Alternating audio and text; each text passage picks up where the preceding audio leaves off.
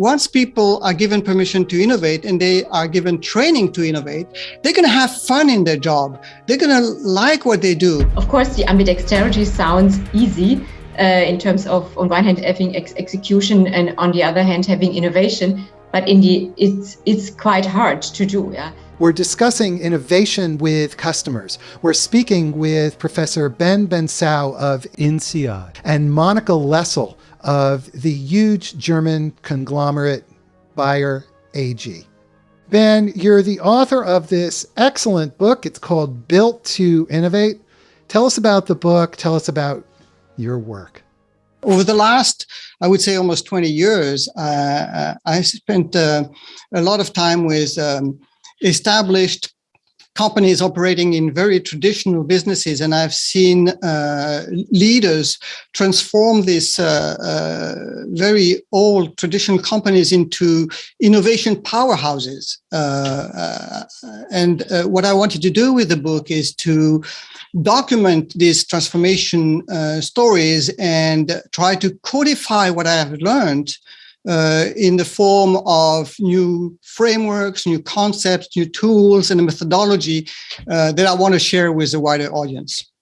Monika, welcome to CXOTalk. I'm very grateful for your taking the time to be here. And please tell us about your role and about BAYER AG. My role at BAYER is I'm responsible for corporate R&D and social innovation, which means that I'm responsible for strategic research and development, but also for innovation overall at BAYER. And many people may know BAYER because it's a more than 150-year-old company, and it's known from the drug aspirin. But maybe it's interesting to note that we are a company that is active in different areas in the life sciences, which are the pharmaceutical area, but also in agriculture and also in consumer health. So we have three main businesses, and I'm kind of strategically responsible for the innovation part for all three of them, and looking forward to the discussion today. Thanks. I don't think people realize that BAYER AG has about $50 billion in annual revenue. It's an enormous company. Yeah, absolutely. And we also have more than 100,000 people across the globe. And so it's truly global. And as I said, really a life science company, which is quite fascinating. Ben, you talk about the innovation and the execution engines as driving a business. So let's start there, because I think that's the foundation for then moving into the relationship between the customer and innovation.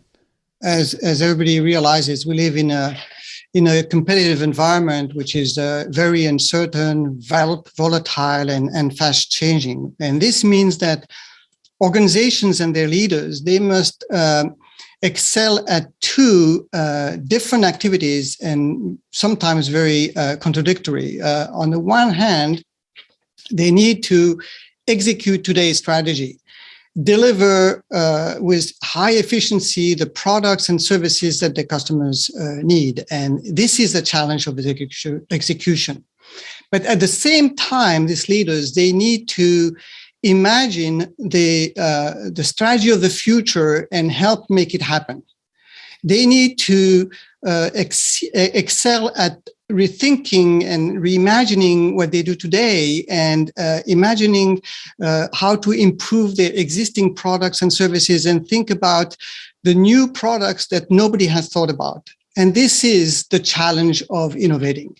So every organization has to be able to innovate and execute at the same time. Monika, thoughts on that topic of innovation and execution? You're responsible for significant innovation at a very large organization. So how does what Ben described resonate with you? I think it's the challenge of ambidexterity, which is, as Ben described, on one hand, to make sure that you drive the new innovation, that you invest in new areas, but at the same time, make sure that you execute, because otherwise you have nothing to invest. So you need the revenues, you need the money and the returns in order to be able to go into the new areas. Yeah, and this is a day-to-day challenge, but which is a role that each leader has to play, because otherwise there is no future for an organization. What about this notion of innovation starting with the customer? Ben, you talk a lot about that, and that concept is woven throughout your book. In a way, it seems like kind of an obvious concept, but I guess it's not that obvious, or you wouldn't have had to write a book about it.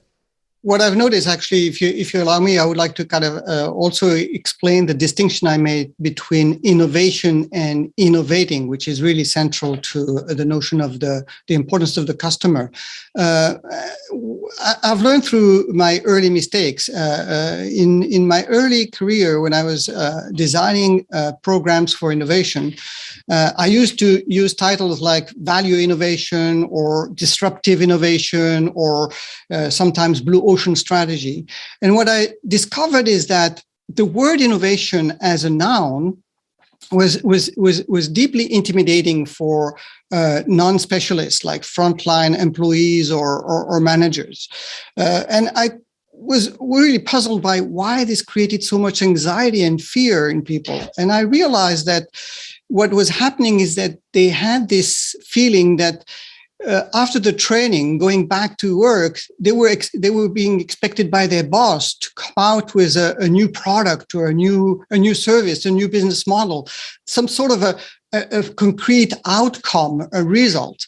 And then one day I started to use a different word. I started to use the word to innovate as a verb, or innovating. And I realized that the tension, the fear, the anxiety would dissipate. And I understood that when we talk about how to innovate or learning to become more innovative, we're talking about a process, a behavior, an attitude. And this is something that can be learned. This is something that can be supported with tools.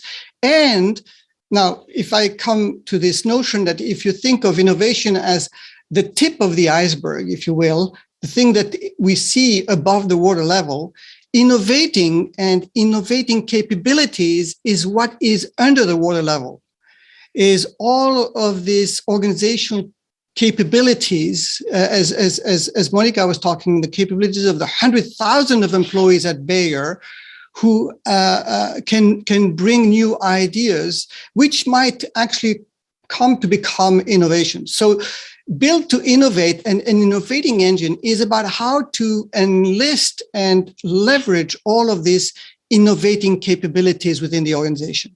Now, the definition I use for innovating is at the core of the notion of the customer. For me, innovating is about systematically looking for new ideas that create value for a customer and for the organization. And what I mean by a customer, it can be an internal or an external customer.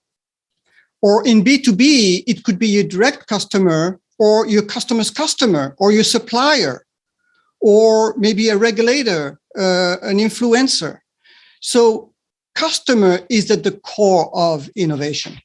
I think as Ben described, it was also when I started, it's quite some years ago, really the point that people felt not being included in innovation because they always felt it's something so big and you have to be a genius to drive innovation. Yeah, and this is where we said, no, I mean, innovation is for everyone and everybody can contribute. Of course, the levels are different, but also incremental innovation is important. You don't always have to have the really disruptive innovation. Yeah, so, and of course, if you look from a strategic perspective, you need all types of innovation, but not every employee will contribute to it in the same way. And by kind of explaining this, we also enabled everyone to contribute. But then, of course, the key question was, what people were asking us is, well, I really would like to contribute, but I don't know how. Yeah. And so this is where we also started to provide, on one hand, trainings, very simple ones. Yeah. So we started with something like a systematic inventive thinking, which is a very easy methodology you can learn. you can easily apply. And then also supported it with a whole network of people. And I can say later a bit more about it, so that you have both. I think what we learned is it's not enough just to have this training, but then you have to have support how you apply it in real life. Yeah. But I think that was a very important point, that innovation is for everyone and not only for a selected group of people. I think this is a very important point that you're making, Monika, and I see the pattern in many organizations. There's this many people believe that you need to have a genius leader or to be a startup to be able to innovate, and that's not true. In the research and the work that I've been able to do, I've seen established, even centuries-old companies able to innovate. And it's exactly what you were saying. It's not only being focused on trying to come up with a huge kind of industry-changing effect, but they look for small, important changes, sometimes in very unexpected places. And this is what you referred to, continuous and systematic innovation of every kind and driven by everybody in the organization. And this is why I found that many organizations that became very innovative, just like, BAYER is a good example, they are able to create this protected and fully legitimized space where everyone can innovate, not only the specialist. You can innovate in everything you do, your products, your services, but also in your internal processes, in your functions. And innovating, as I was talking about the verb, innovating becomes a habit. It sounds to me like you're both describing innovation as a cultural, Ben, you used the term habit. Yes. I was going to say to develop innovation as being part of the cultural DNA of the organization. And I see you're both nodding, so you agree. But that then raises the question, Monika, of how to do this. It sounds so simple, and fine, we now have a culture of innovation, but it's probably not that easy. As we know, the most difficult changes are cultural changes. Yeah, and I think there is this nice wording of culture eats strategy for breakfast. Because if you want to achieve behavioral change, this is the most difficult thing you can ever do. Yeah, and therefore it needs changes in many areas. Yeah. As I said, we try to, on one hand, have a support system. But then also what we did is included in all kinds of training, more leadership training that we have in the company. We included it in our values. So we have the so-called life values. And then there also is innovation is one key element of this. And this, it takes time. It's nothing that happens from day to tomorrow. And of course, it also needs the right leadership in order to make it happen. Yeah. So this is, I think, a concerted action that takes time and continuous movement. We have an interesting question from Twitter from Arsalan Khan, who says sometimes the lack of incentives is the reason why not everybody is engaged to be innovative. So can you talk about the role of incentives in creating this culture of innovation? You need incentives, but before incentives, I would say that you need permission. And I think, especially if we're talking about innovation as being everybody's job, people need to be sincerely be given permission to innovate, and of course they need to be motivated. As a matter of fact, for people to innovate, as I remember the words of Jan Karendi, who used to be the board member at Allianz, the German financial conglomerate.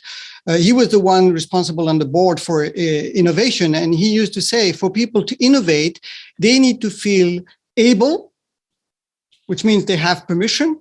They need to feel capable, which means that they need to have the tools, the training that Monika was talking about, to have the time and the resources to be able to actually innovate. And they need to be motivated. And for them to be motivated, they need to feel that there's a sense of a challenge, they have autonomy, and they are recognized and rewarded for it.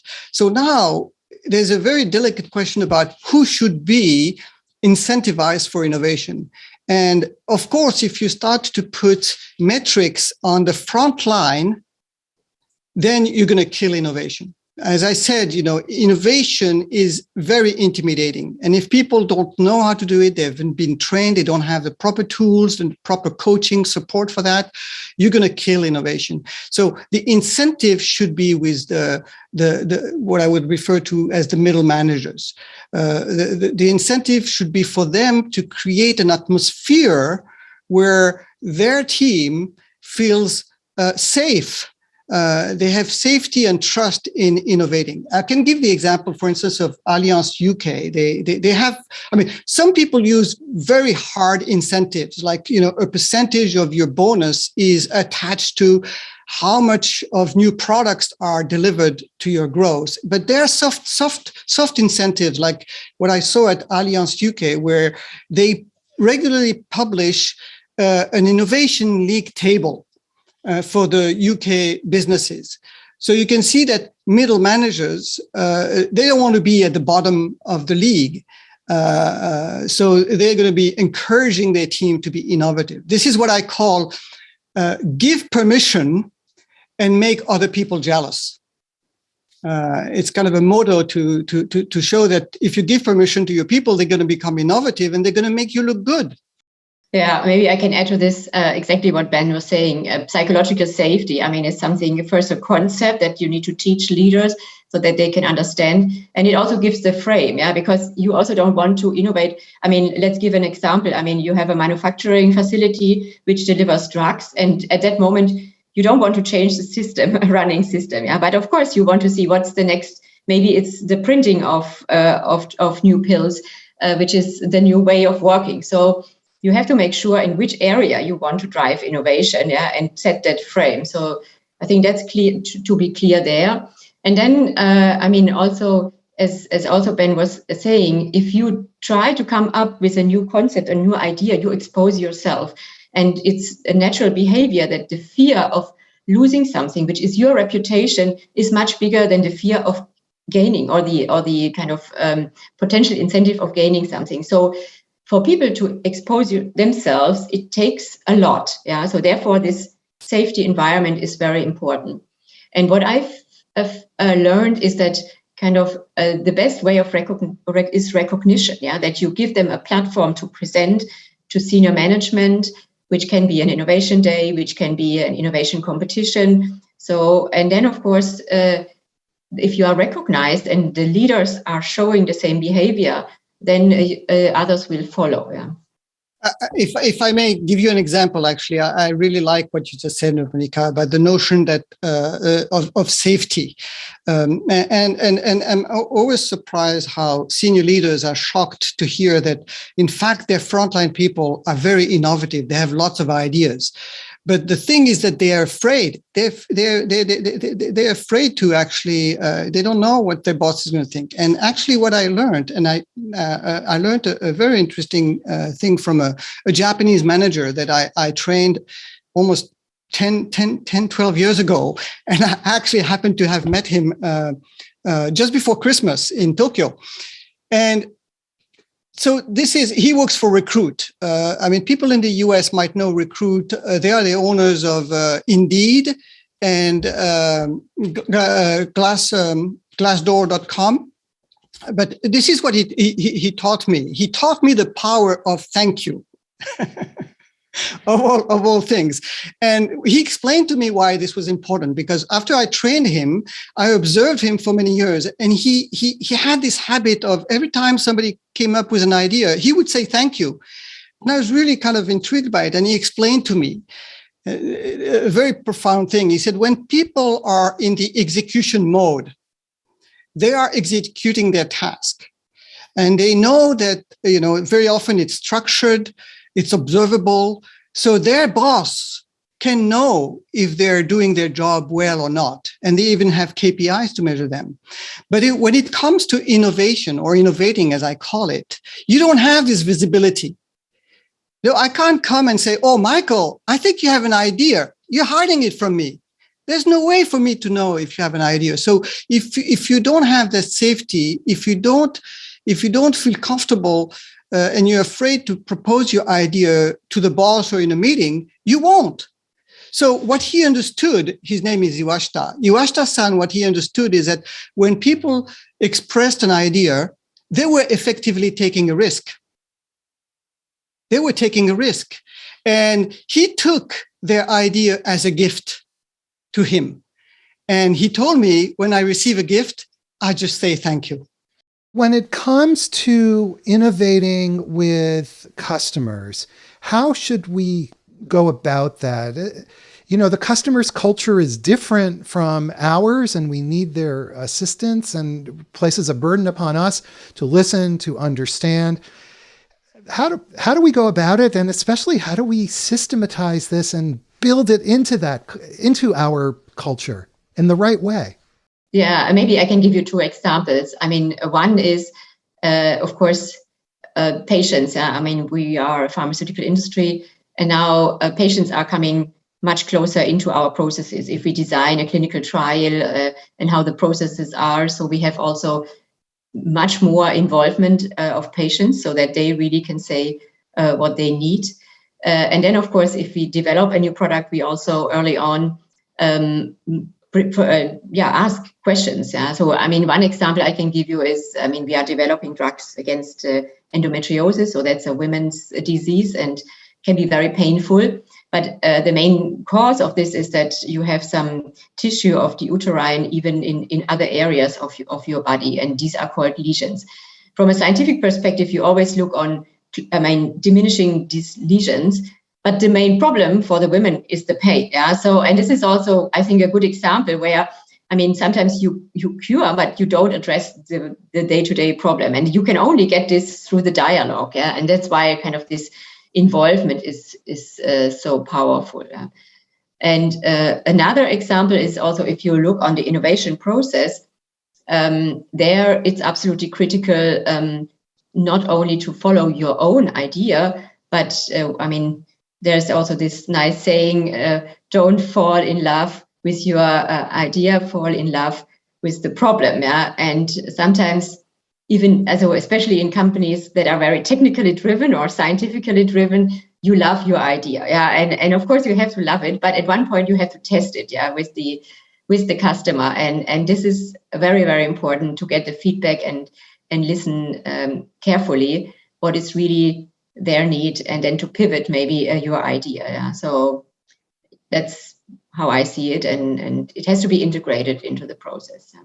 Actually, if I were to kind of add to this, I would say that in a way to get to learn from the customer, you need to actually close two important gaps, and one that people tend to underestimate is to close the gap internally within the organization between the would-be innovators and the people who know about the customer, who are close to the customer. So even kind of getting your scientists and your R&D people to build a partnership, a true partnership with your marketing and sales is very important. I mean, I remember you had on your show Jonathan Becker from the San Jose, you say San Jose Sharks, right? The hockey team. And he did the same thing. He built a partnership between the IT people and the marketing people. So I think already it goes a long way to get the people who are close to the customer to work with the would-be innovators. And I could actually give you a very nice example of how, for instance, BASF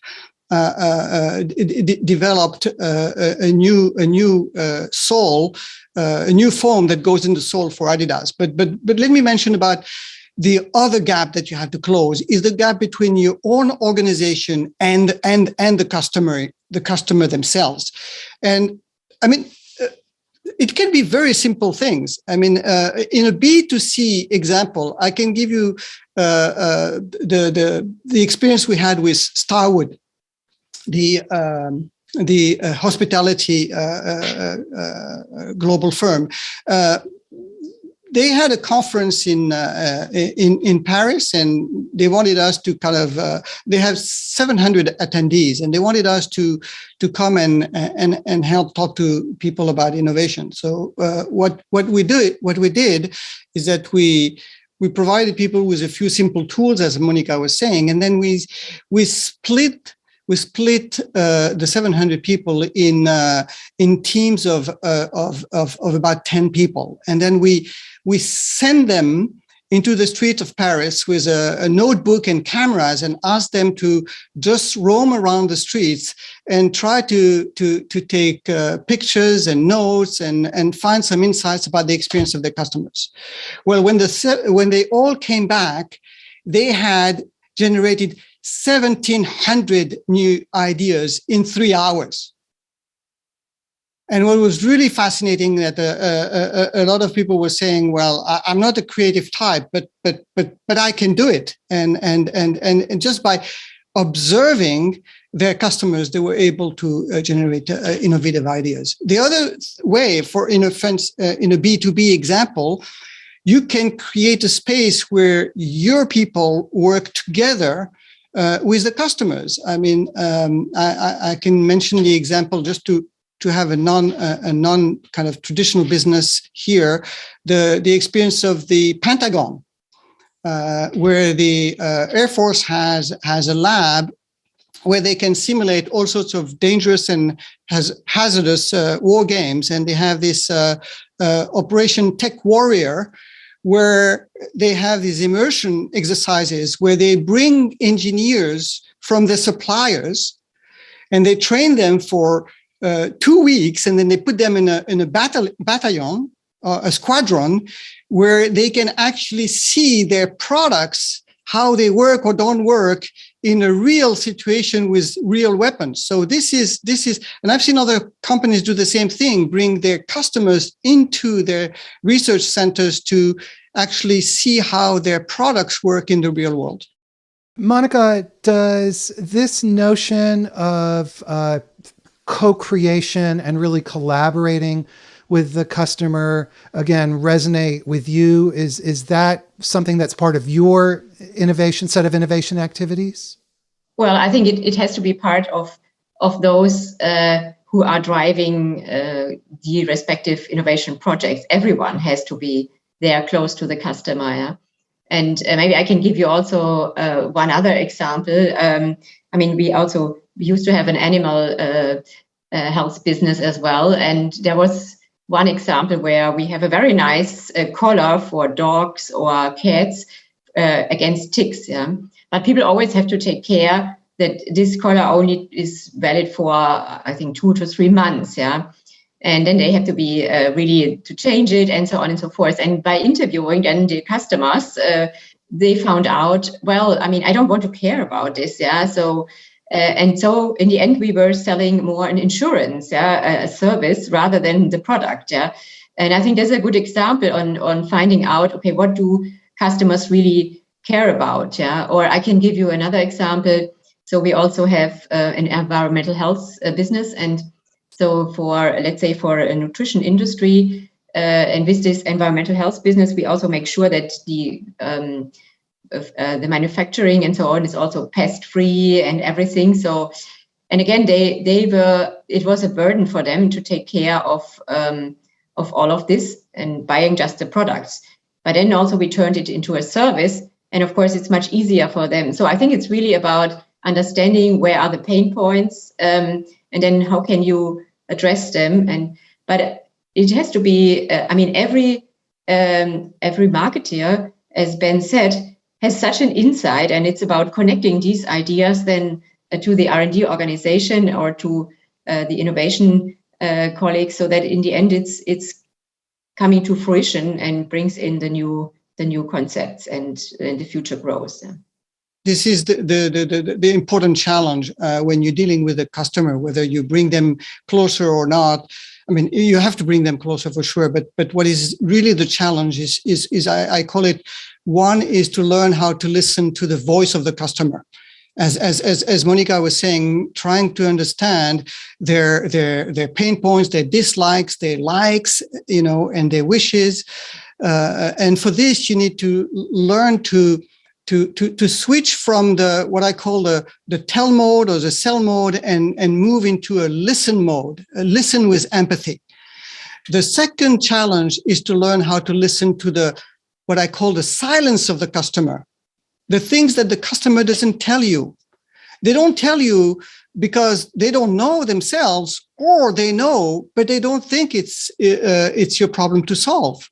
An interesting example is how Philips, for instance, the Dutch kind of appliance and company, developed the first kettle with a lime scale filter. So the project team actually sent some people to live. This was in the UK, so this was in the UK business. They sent a team of people to live with UK families. And after a few days, they discovered about the problem of the lime scale. I suppose everybody is familiar with this kind of thin film of calcium floating on top of the water. What was interesting is that customers never told them about the lime scale problem.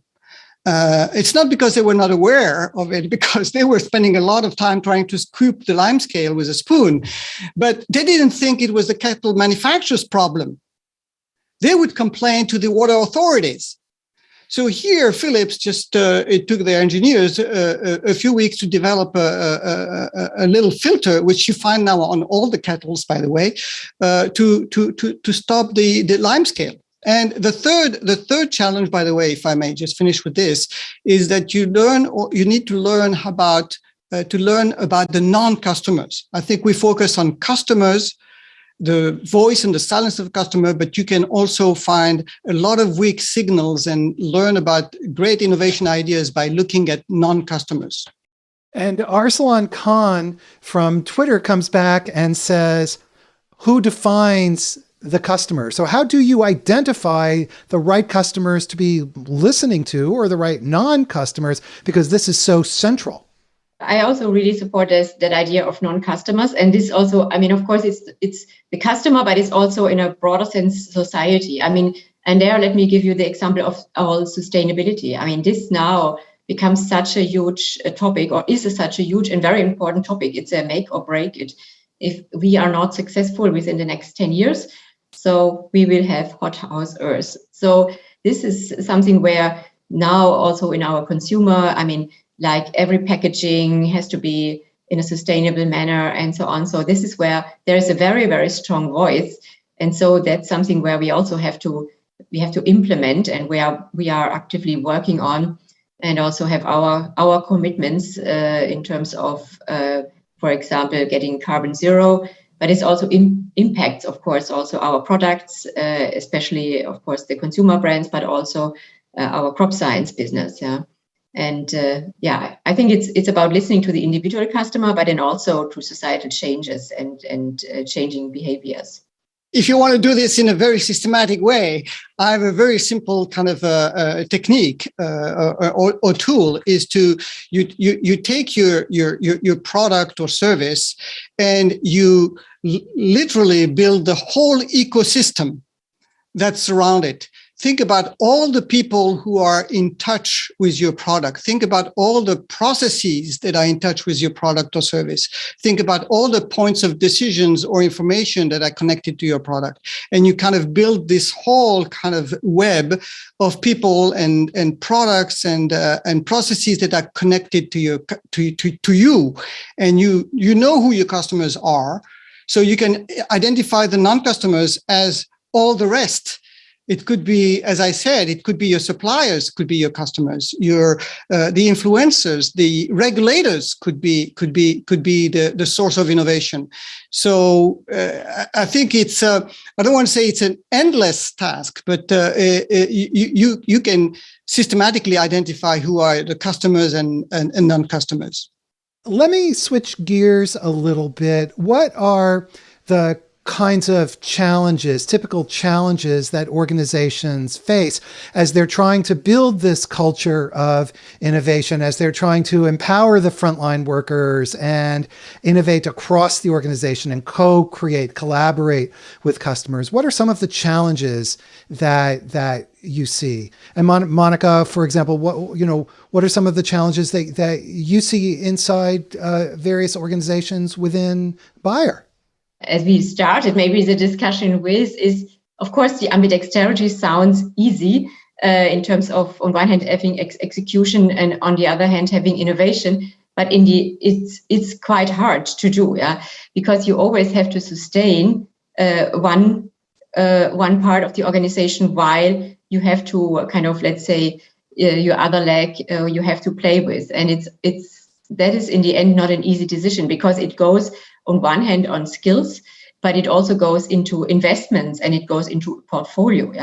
How much do you invest in the new areas versus the existing and the sustaining ones, sustaining your business? And I mean, we live in times which are absolutely disruptive. If I look on the healthcare side, for example, now we have invested also massively now in cell and gene therapy, because it's the new paradigm that you no longer treat, you are going to cure a disease. And so I think this is really where you can see, and it's, of course, on one hand, we also have the existing activities, but we have to go into a new way. And maybe it's very interesting how we have built this, because we bought some new companies, but we now have to integrate them, and we have this as a whole ecosystem. So it's not that we fully integrate these companies, but we keep them on an arm's length. But again, you have to manage this, so it also needs new skills. And I just want to give you this example, because it clearly shows that you have to make always this decision: how far do you go into a new direction versus sustaining your existing revenue streams. One of the key challenges for organizations to become more customer oriented or more innovative is really that their kind of structure is modeled around the execution engine. Basically, execution is very much about control, and it's no surprise that many organizations have vertical hierarchies and silos where they bring teams together to deal with problems, and it's really often problem solving. It's and you bring a set of specialists, and they have this very kind of convergent process of finding what is the best solution. But innovation is less about control, is more about collaboration and communication and teamwork, and has to function with horizontal structures which are focused on the customer. And I can, for instance, give a nice example of how this can function. There's this company called Korsa. It's a Turkish company which manufactures fabric that is used to reinforce tires. And what they do is that on a regular basis, they send cross-disciplinary teams to actually go and camp in the factories of their customers. And they spend 3-4 days at a time just roaming around and observing what is going on and trying to understand how their customers are working. And just to show you how this can work, they told me that once at a plant, the team, I mean, you're talking about somebody from engineering, somebody from production, from supply chain, from legal, HR, they saw that the workers at the customer were struggling with unloading rolls of reinforcing fabric. And the customer had never complained about this. They never talked to them about this. So they were really there at the facilities of the customer, and they realized that they were peeking into a problem that nobody knew about. So they came back and devised a small routine, which they then taught to the customer about how, because they know how to deal with rolls of fabric, and the customer was able to reduce the resources needed to handle these rolls from 30 minutes and 3 people to 12 minutes by 1 person. So again, this is about horizontal cross-disciplinary teams focused on the customer and not vertical silos. Monika, is there ever a tension between needing to justify the resources for innovation, knowing that pulling resources into innovation may hurt the bottom line in the short term because you're taking resources that won't see a result until sometime in the future? Is there a tension there? Absolutely, yeah. I mean, it's always the tension between the short-term gains and the long-term gains, yeah. But if you get disrupted, and as I said, I mean, we are living in times of disruption, be it on digital, be it on the bio revolution, where in the future you will produce many aspects through biologic means. For example, if I just talk about artificial meat or other things. So. And this is where you have to balance, yeah, if you want to have the short or midterm gain or the long term. So, and this is it's the art of management, I would say. Ben, do you have very quick advice on managing this tension between the short term and the long term when it comes to innovation? The advice is to actually pay attention and focus on middle managers. Because the senior people, they understand the importance of innovation. The frontline people, they're dealing with customers and non-customers all the time. So they understand that innovation is a no-brainer. The middle managers are the ones who are shielded from this pressure. And they are also responsible for execution. So it's very important to explain to them, advocate to them, to incentivize them, as we said earlier, to make sure that their team is innovative. Monika, how do you think about the talent management pipeline for the organization in order to ensure that you have the right people in place to support innovation? You need diverse talents. That is very important for me. And diversity can be everything from gender, nationality, diversity of thoughts, and so on. So this is very, very important. And it's all about diversity and having different perspectives and hiring for potential. I mean, don't necessarily hire always for those who have the skills for a given area, because it will more or less stay the same then. But if you hire for potential, people can develop and come up with new things. And Ben, you're going to get the last word here. What advice do you have, again, very quickly, what advice do you have on this talent management issue when it comes to innovation? I realize it's an enormous topic and we have about I don't mean it to be a pun, but I would say that it's not about talent. It's about skills. If you talk about innovation, people associate it with being a genius, to have a talent, to be creative. But you remember the distinction I make with innovating. If it is a process, if it is a behavior, then this is something you can learn. You can have tools to help people. And by the way, once people are given permission to innovate and they are given training to innovate, they're going to have fun in their job. They're going to like what they do. And with the safety, they're going to start to generate ideas. And other people will want to join your company because it's so interesting to work for you. Okay, and with that, I'm afraid we're out of time. I want to say a huge thank you to Professor Bensaou. He is with INSEAD, and to Monika Lessl. She is with BAYER AG. Thank you both so much for taking the time to be here. I really, really am grateful to you. Thank you, Michael. It was fun. Thanks, Michael. Thank you, Monika. It's been an honor. Everybody, thank you for watching. Before you go, please subscribe to our YouTube channel. Hit the subscribe button at the top of our website so we can send you our newsletter. And everybody, I hope you have a great day. Take care. Bye-bye.